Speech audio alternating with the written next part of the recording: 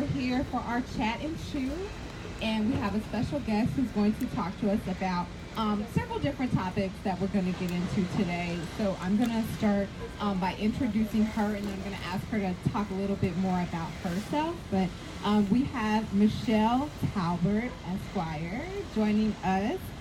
Michelle, over the past 7 years, so another Michelle, like, how about that? And we did not coordinate, but look at God, like, we are literally twinning out here. So a little bit about Michelle. Over the past 7 years, Michelle has helped hundreds of women improve their lives and businesses through her podcasts and workshops. Her connections and vast business network have created massive opportunities, ranging from an invitation to the Obama White House to speaking on stages across the country.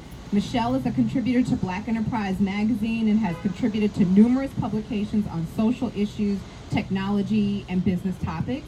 Michelle has been featured in Forbes, Ebony, The Washington Post, and USA Today. Michelle launched her first podcast, Dust Off Your Dream, in 2008, and since then has spoken at numerous podcasting and social media conferences on the benefits of podcasting, networking, and mentorship for women in business.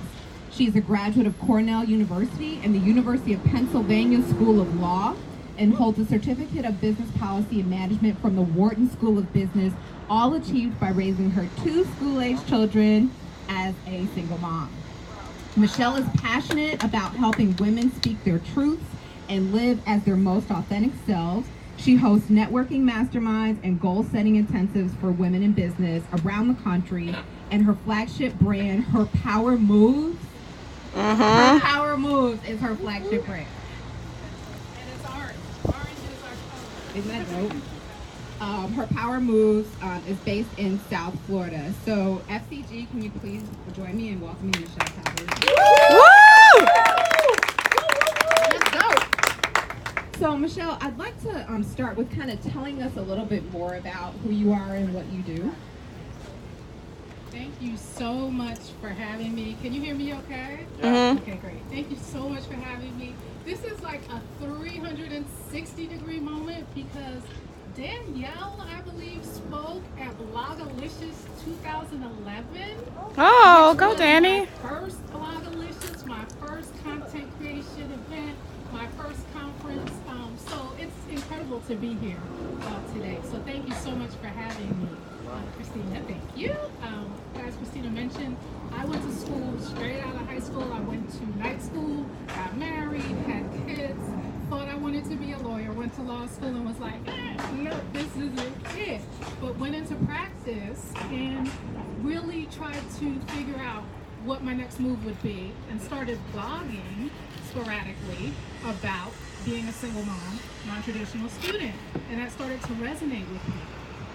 And at the same time, my marriage fell apart and I started online dating. And so met a guy and we co-authored a book after we broke up about online dating. But because we self-published, we had to also self-market. And using Twitter in 2011 was a really great way for us to leverage social media. And that's when Ebony came. And that was the first moment where I realized sort of the power of social media, the power of storytelling. Because we had a compelling story and were able to sort of, insert ourselves into conversations that were happening organically, we were able to grow and our platform grew from there. So from about 2011, 2012, to forward to today, I've been in South Florida about 3 years. And what I found was a lot of women, especially women entrepreneurs, would say to me, how do you gain access? And that's what launched the Her Power Hustle podcast as a way to help women get information so that they can become influencers, so they can have access to influencers and access to resources that they need.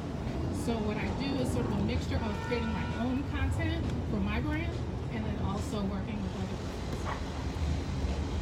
So, Michelle, earlier today we've been talking about growing from a fixed mindset to a growth mindset. And clearly you've done that given the fact that you started off in law and then you kind of switched up to now going into this content space. Like, can you talk a little bit about how you personally went through that growth and how you embraced that? I don't know if you remember a while back when Jamie Foxx played Ray and that was like a really big deal. And he went on Inside the Actors Studio. And he told this story about how when he was a child, he learned how to play piano. When he was in high school, he learned how to play football. And any given Sunday came up. And all these opportunities came up that in hindsight, you could see the dots connecting. And so I think the growth mindset piece is taking an opportunity, leveraging it the best way you can, and then in hindsight, you can say, oh, I went to law school for that. Even though I'm doing content creation, it helps me with contracts or any other pieces. So really being open to opportunities and taking advantage and saying yes. And, you know, one thing that I do tell people is if someone says they don't have a budget, if it's in line with what you are trying to accomplish, take advantage of the opportunity. So it's really about having opportunities present themselves, making opportunities for yourself, and then also taking advantage of it. That's great. And guys, clap when you hear something that you're supporting or what resonates with you. So what does your process or your typical day look like in the type of work that you're doing? Well, as I mentioned, I do twofold. I create content for my Her Power Moves brand and pushing that forward and working with women one-on-one, and as well as putting together workshops.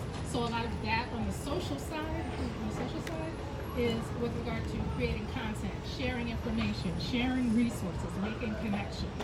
And then when I'm working on projects for businesses, a lot of local businesses are trying to sort of figure out social, especially Instagram. And so working with them is really about education. I think Barbara and I were just talking about this. How do you educate your end user? How do you educate your client? So a lot of phone calls, a lot of education, a lot of explaining how social is helpful, a lot of explaining, especially in the influencer market that we're in right now, how you can leverage influencers and reaching out to local folks. Because I think a lot of what we're seeing is this move toward events where people are coming face to face and then continuing the relationships on social. That seems to be a really big push right now. So with that being one of the big pushes that you're seeing, can you talk a little bit more about some of the other trends that you're seeing in your work? I may be a little bit biased, but I'm a big fan of audio. I actually listened to the Flow with Queenie and Danny.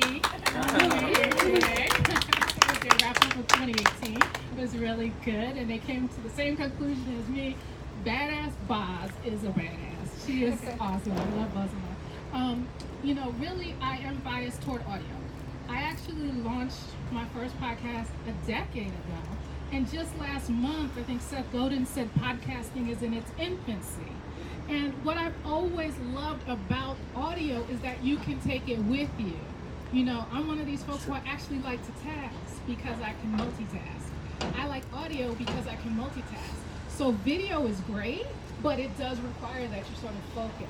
Whereas when you do audio, people take you in their ears with them wherever they go. And I'm seeing such an uptick in podcasting. I just did a webinar for SCORE, which mentors small business owners, and they had over 2,000 folks sign up 3 days before Christmas, and almost half of them were on live to listen to how to create a podcast, and they're following up with questions. So there's a real big push toward audio and in-person events. With that, what are some of your podcasts that you love and listen to? So like business podcasts, but also like personal podcasts, because I will tell you, I'm a The Read podcast listener, and they turn it up.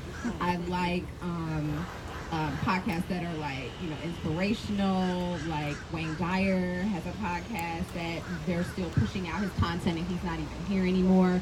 Oprah has turned her Super Soul Sunday video, as you said, into a podcast so that people can take it on the road and listen to it. So what are some of the podcasts that you listen to? Well, more so for podcasting, I do it for business. So it's Smart Passive Income with Pat Flynn, Beyond the Business Suit. Yeah, he's a good guy. Beyond the Business Suit. You know, so I really do it for business. I listen to a lot of audio books. So I'm a big audio listener. Yay! I knew somebody was gonna snap. I knew it. You're from Chicago. So I would have to to say those are kind of my faves. I definitely do podcasting for business and then audiobooks for business and pleasure. Can you talk a little bit about the Miami market and kind of, who you're primarily working with down here? Are you working with agencies? Are you working with entrepreneurs, solopreneurs? Given, we're a national agency, and so we touch a lot of different markets, and Miami is one of those major markets for us. We're headquartered in Chicago, and again, we're super excited to be in this sun right now and not the snow. So can you talk a little bit about the market specifically? I actually partner with a couple of traditional agencies here on the ground, and a lot of their clients are orthodontists, local mom and pop shops, fashion boutiques. And so we're bringing events to their brick and mortar spaces and leveraging social and in-person activities. Here in Miami, there is an event, not even just an event. There are loads of events in South Florida, and I'm actually based in Broward County. We have events all the time, both for social and for business activities. And you would think it's a really noisy marketplace, but almost all of them sell out. If you have that hook, if you have that touchstone, for us with her power moves, it's about bringing together who are women who are entrepreneurs, who have an idea. We're 21 days into a government shutdown. That good government job is not looking so good anymore. So people are thinking, how can I earn other streams of income? And that's my lane in working with women. And a lot of side hustlers are really sort of in this space, but they want to market. They want to get their brand out there, but they don't necessarily want to tip off their day job either. So it's sort of balancing that. But here in Miami and in Broward County, South Florida as a whole, we're very active. There's a lot of face-to-face involvement. So with the Power Moves platform, can you talk a little bit more about that? There's a book by Reginald F. Lewis called Why Should White Guys Have All the Fun, right? Okay, so I'm speaking to the right crowd. I don't even have to explain this book. And it has touched me for decades. And around the same time where I was gaining access to all of these tech and industry-based events in Washington, D.C., women were coming into my DMs asking me how I did it. How did you get that opportunity with Mark Cuban? How did you get this opportunity to sit in this room? And how can I do it too? And while I was answering questions one off, like I said, audio and podcasting is really my heart. And so I thought, what if I sat down with 5 white guys having fun and interviewed them for 15 minutes and specifically said, my audience will be women of color who want to excel in business. So I reached out to 5 white guys. 4 of them said yes. Guy Kawasaki told me he's not white, but we did discuss he is having fun, and really was able to pick their brains about how they're successful and then translate that. So giving access to women of color entrepreneurs, to these quote-unquote titans of business, was sort of how that ushered in this whole Her Power Moves moment. But we still have our authentic power. We still have our voice. We're just saying, okay, you guys have been successful, so there's no need to recreate the wheel, but how can we then incorporate our personality with that information? That's pretty powerful that you were able to gather them together. And I think that when we talk about like mentorship and sponsorship, it's not just, we want to work to have mentors and sponsors who look like us, that we identify with, but also I tell my mentees to have a board of directors, and that board of directors can be diverse. It can, be a black female, a black male, a white male, like whoever is going to sponsor you and have your best interests. So can you talk to me about some of the response that you got initially from black women and what that looked like? It was a little bit of a mixed bag.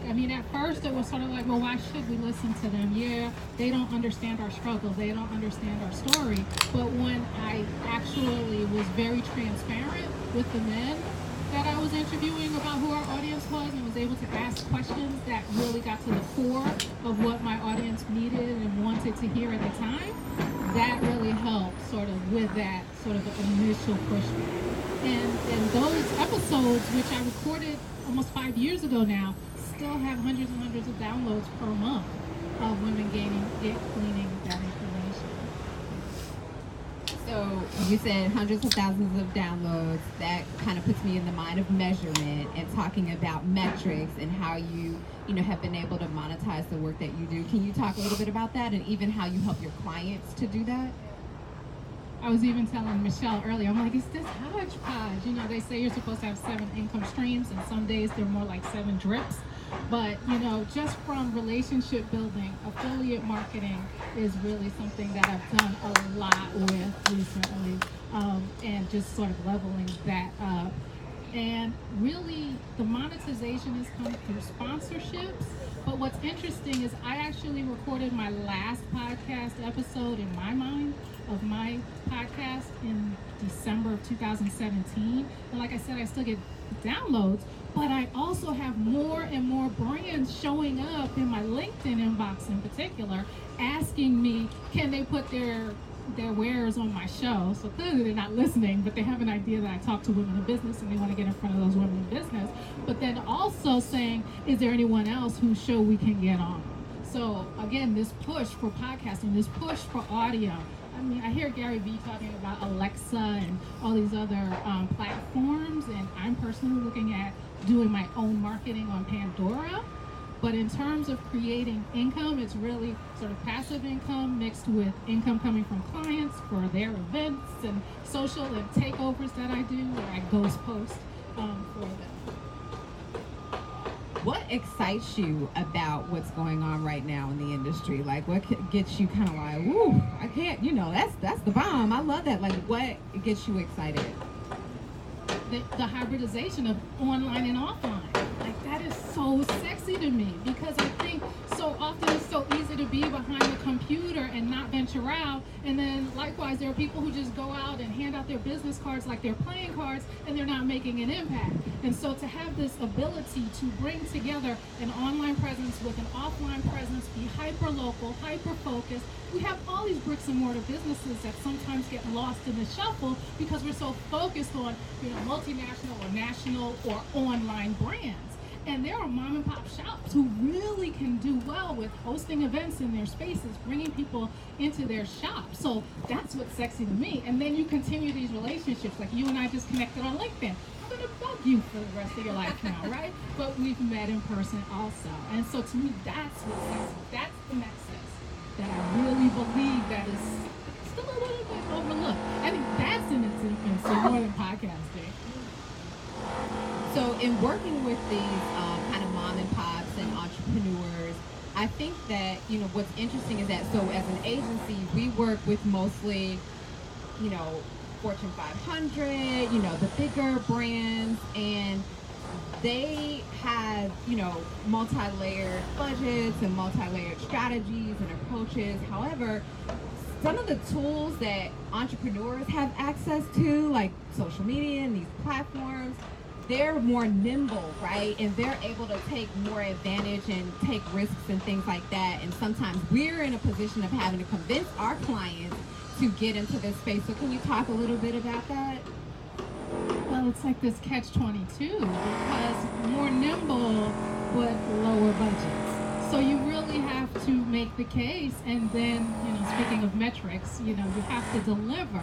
A lot of the work that we do is very tailored to event-based, ensuring that an orthodontist office has more calls per week, so that more people are at least calling the office. So it makes it a little easier for us to measure, and they're a little bit more one-off. And I think this is actually something Barbara and I were talking about, is sort of the longevity of creating a relationship out of sort of this patchwork quilt of, okay, so we were successful for you on this event, we were successful for you on this event, let's continue to grow, and you see the value, and then you have the metric monetarily. So yeah, they can make better decisions, but there's still an education piece, and oftentimes their budget is obviously more limited, so they're very cautious with it.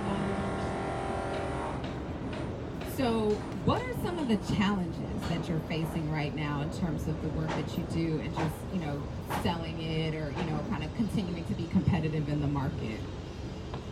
It's exactly that. It's that education piece and making sure that people get the return on their investment once they've invested.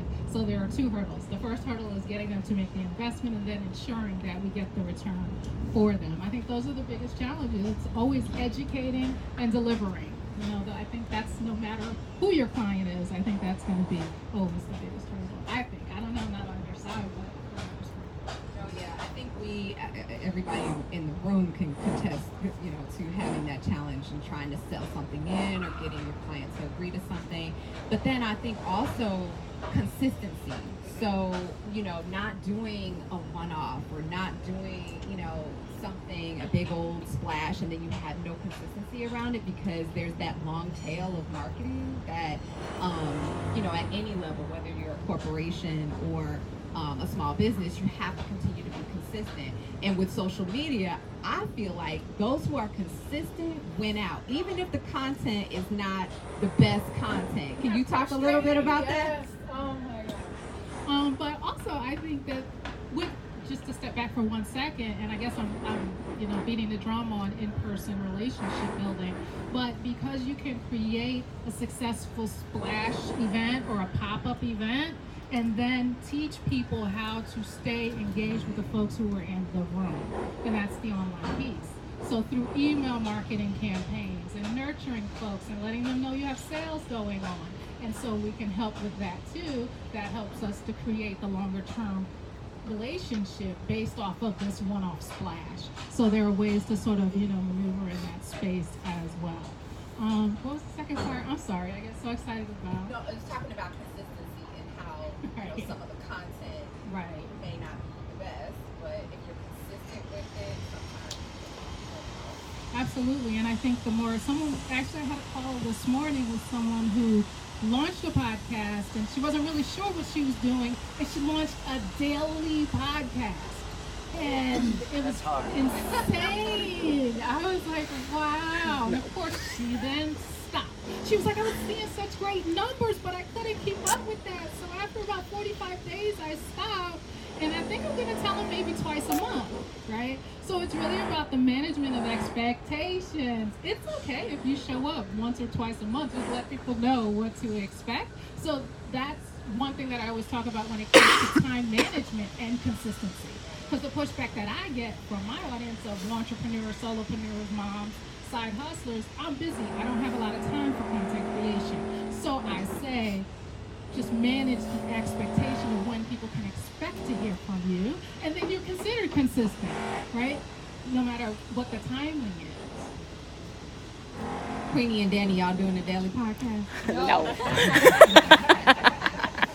There's this new platform called Chirp, where you can do a micro podcast. So your podcast, they consider it a podcast, but it's like up to 2 minutes.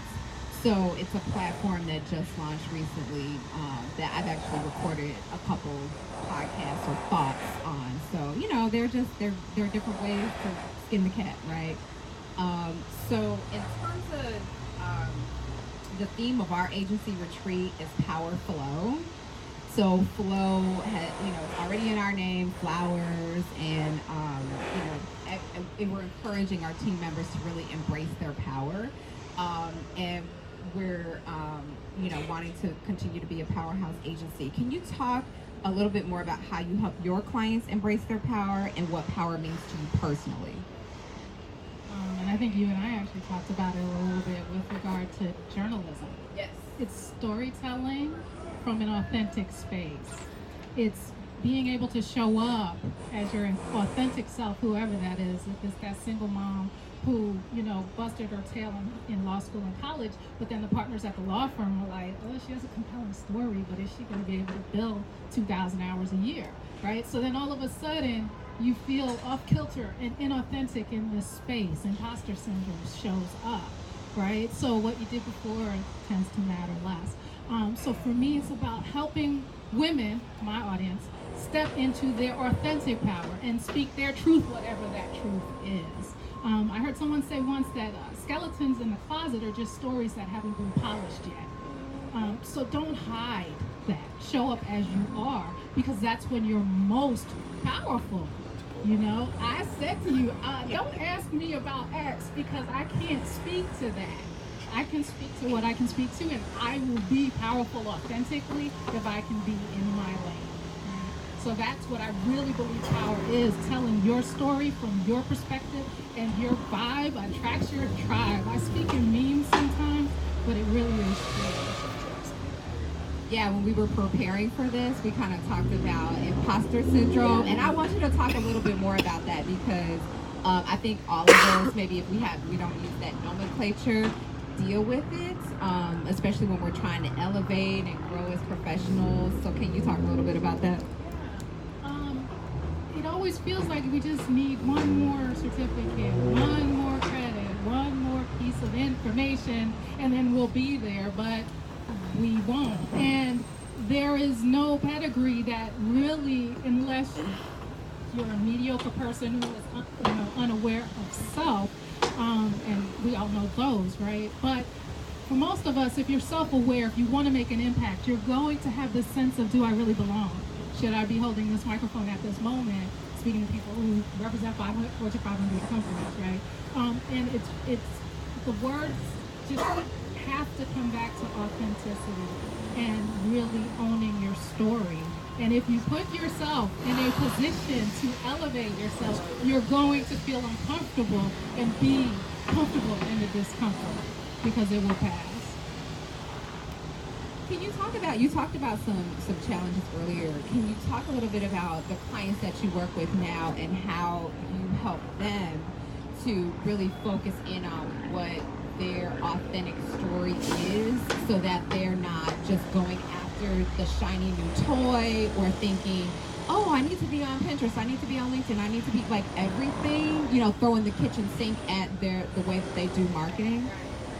So it's a twofold question. The first part is that we work with a lot of people in arts and a lot of people in the medical field who have one office locally. So we're the storytelling, specifically an orthodontist, and he is so excited about his state-of-the-art, technology. But we have to say, well, as someone coming into this is like I'm walking into the Death Star, right? Most people are already scared to have their teeth worked on, and then you walk into this big shiny space. So helping him to translate his story to the perspective of his potential patient, but yet still play to his joy over having this technology is just an example of sort of how to piece that together, and using it in a more friendly and less scary way. And working again with the arts, it's a really big art scene here in South Florida. There are so many events. We just came off of Basel in December, and there are more and more niche events popping up that say, it doesn't have to be about the Basquiat exhibit. It can be about our local Little Haiti exhibits and telling those stories in a way that brings in lots of folks, a diversity of folks who end up saying, I didn't know that was there. That's really what a lot of our storytelling is about. I didn't know that was there. So you talked earlier a little bit about this market. Can you discuss it from a multicultural and diversity standpoint, just kind of how you been working in that space? What's interesting is we just had an event where Fiverr came to town, and Fiverr has an office in Broward County, who knew? And it was hosted here in Dade and Miami.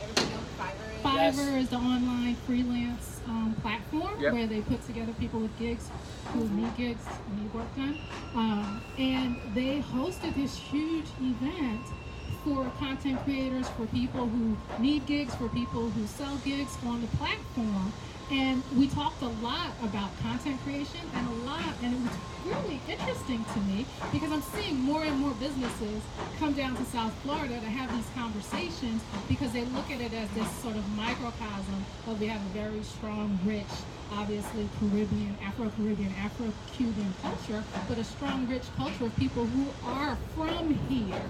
And they're trying to ensure that their stories are told as well. So the market is very interesting in that it's diverse with regard to language, with regard to race and gender and countries of origin.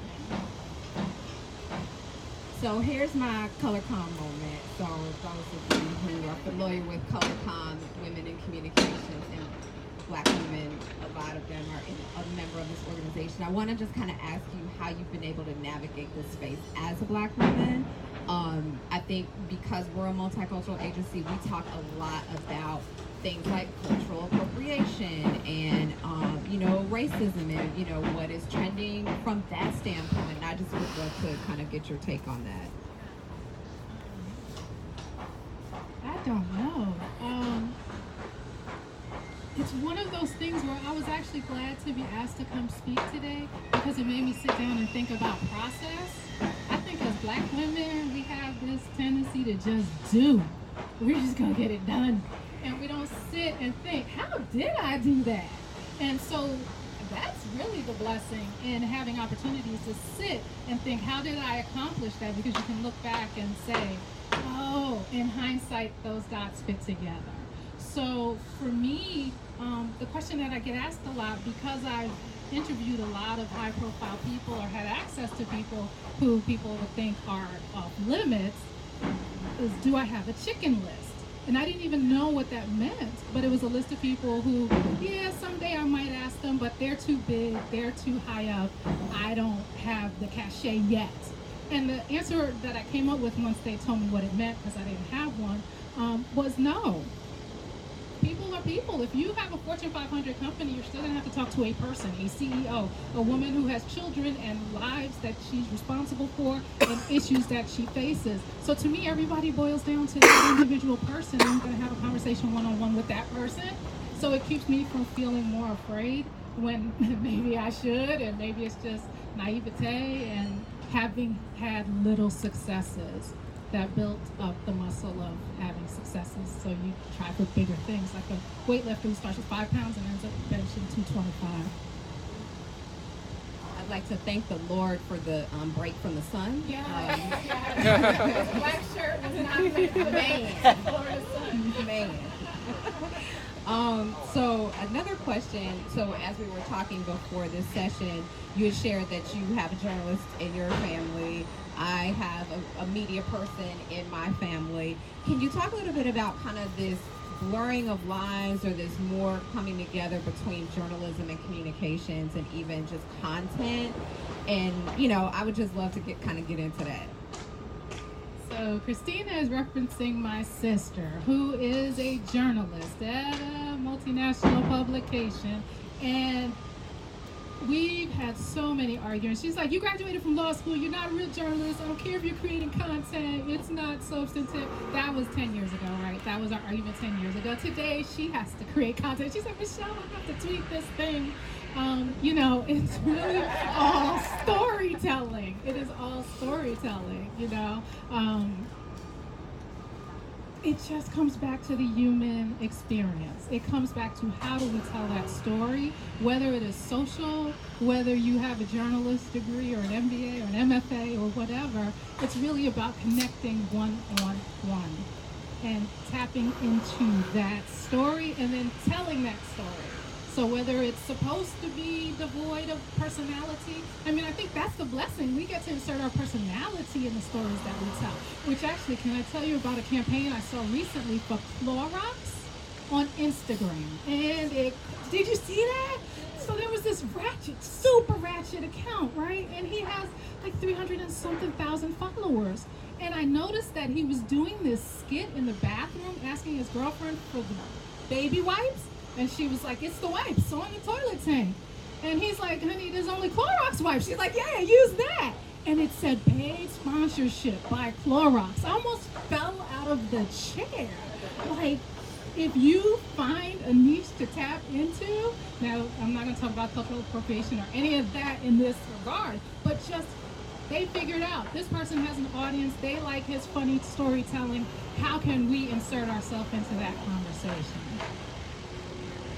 I haven't seen that. Who has seen that? I have it on my phone. I actually bought it because I knew somebody would be like, I haven't seen it. Yeah, I have it. Yeah, share it. Are there other either brands or companies or campaigns campaigns that you've seen where you're like, oh wow, that's a great use of da da da? See, I have the benefit of listening to Queenie and Danny on the way over here, so I'm just going to refer back to, I really like the Nike and Colin Kaepernick. That campaign was spot on. Brilliant. I love the clapbacks they gave when Serena had to change her uniform. I think Nike seems to be a brand that's standing up for folks in a way that they could, it's kind of like a middle finger. Like, hey, we have our audience. Y'all could set your feet on fire if you want, but black people are going to come buy our sneakers, So I appreciate that. I appreciate being appreciated, So in terms of kind of what you're working on right now, can you share like some project that you're working on right now that you're really excited about?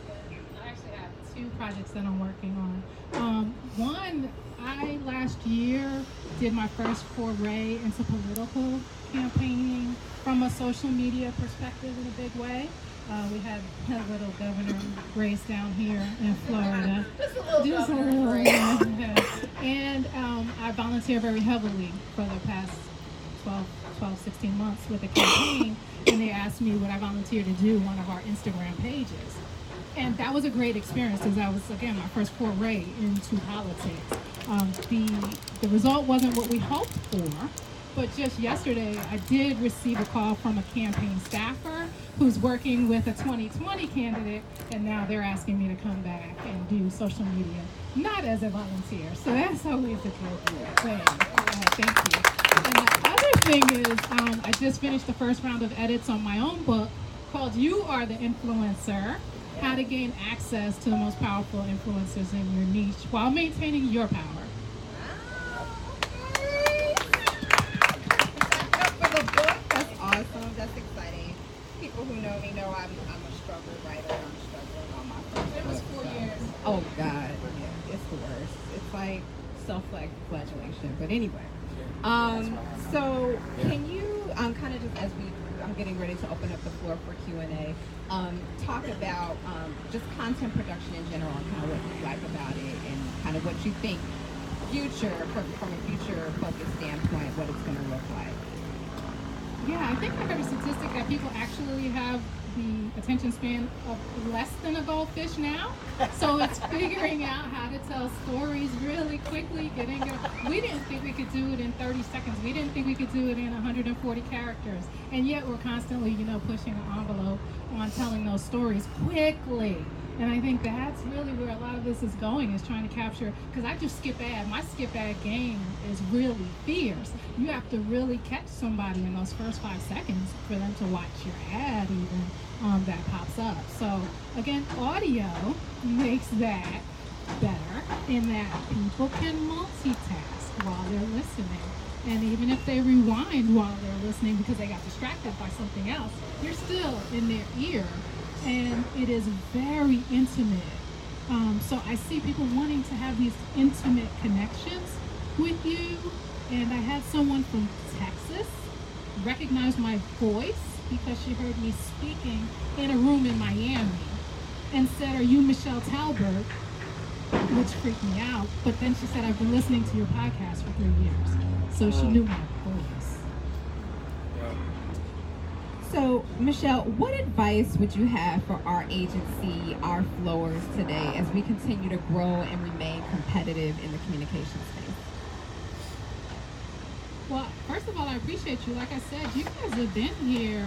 Danielle, to hear her 7-8 years ago, and, she's still true to that messaging and her dedication. I'm here because of other content producers.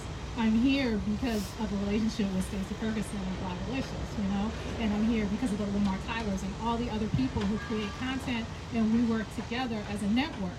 So having your support is really helpful to us, and I think that educating us about how we can better position ourselves to make ourselves easier for you to sell is helpful. So having that education flow this way, I think would be helpful. And then how can people continue to follow you, at you, DM you, connect with you after today? I'm Her Power Moves everywhere except Facebook, where I'm Michelle Y. Talbert Consulting on the public page. So Her Power Moves. I don't tweet as much as I used to. I'm really a big Instagram fan. I love Instagram for its ability, like we said, to tell stories. And LinkedIn, a lot of LinkedIn. So Michelle Y. Talbert or Her Power Moves. Well, that kind of concludes the chatting part. So I wanted to open it up for questions to you guys. So feel free to throw out some questions. Eric? How long have you been listening to Pat Flynn? How long have you been listening to Pat Flynn? And how did you learn about him? I'm going to make you go back and listen to my podcast. Oh? Okay. You don't know, and I'm not saying that for self-promotion, but the reason I'm saying that is there's an incredible story about how Pat and I have known each other since 2009. Got it. And didn't know each other. And then our paths kind of reconnected again in 2015 for him to come on and talk to us. Oh, great. But I don't know. It's one of those things where you start following people and it's so organic that I can't point to any one event that happened that said go listen to Smart Passive Income. I don't know, but it's just part of my zeitgeist. Yeah. Thank you. You're welcome. Brittany, did you have questions? Oh, no, sir. Anybody else? This sun is beaming. Bree? Going with, now and giving your experiences and again, you kind of talked about the breadth of work that you do in podcasting and, different forms of digital marketing and content. What would you tell your 25-year-old self about your future?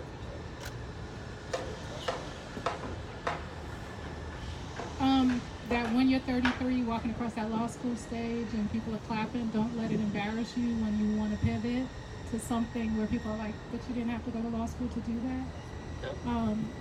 To own the choices that you're making along this path and to know that even if the dots don't connect, what do they say? You either win or you learn.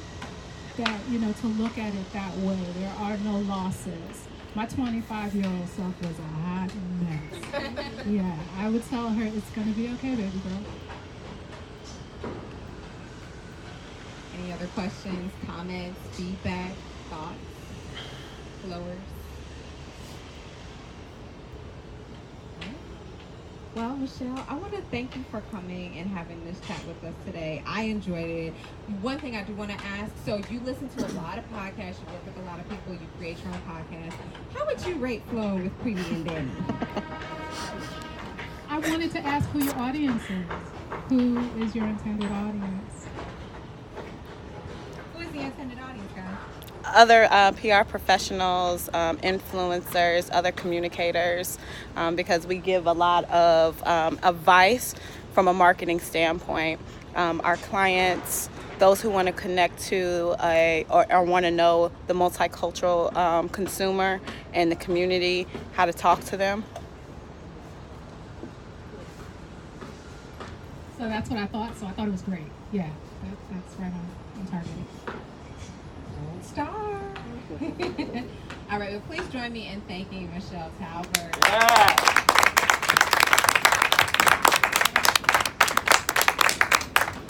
So I think what's next is another break, and then we're going to start up the next session. So thank you, everybody. Thank you.